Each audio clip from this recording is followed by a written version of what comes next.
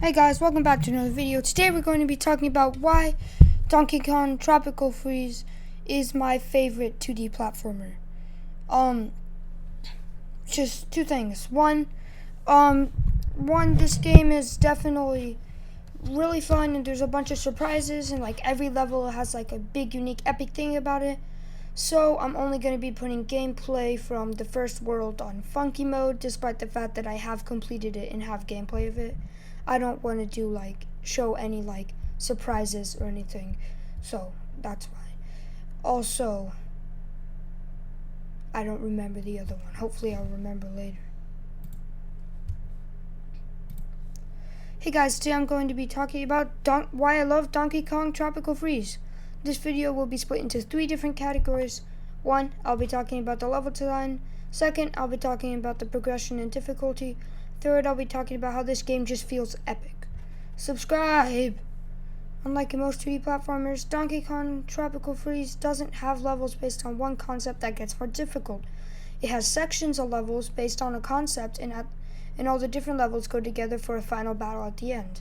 Also, levels are longer with less in each world, and each level really feels unique and is really fun to play. This game starts out easy and gets super difficult at the end, especially if you complete it.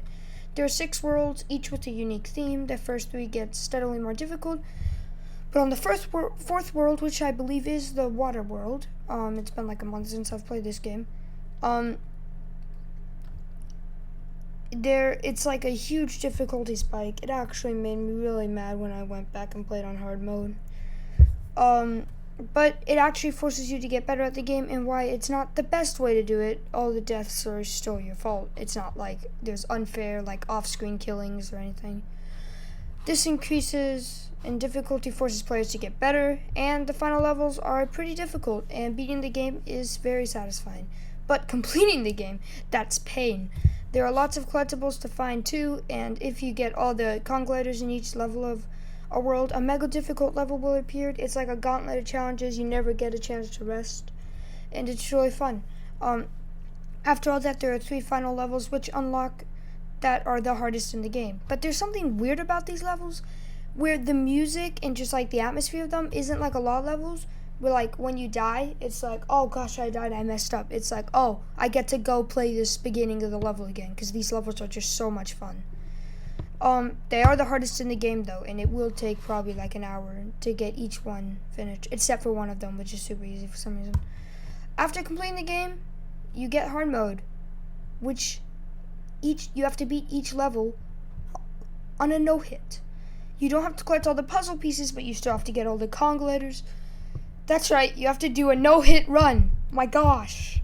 Plus, you get to play as a Kong other than Donkey Kong. After all this, you have become a master of the game, and it's so satisfying to be good at a game without having to grind or anything. Finally, let's talk about how many surprises are in this game. At the end of every level, there's some strange, wacky, epic combination of all the concepts in it. Plus, the music, visuals, and everything else just makes it so fun, and it makes the whole game feel like a grand adventure. Also, everything is connected. There are barely any, floating platforms, and no matter how weird the situation is, it all makes sense in the context.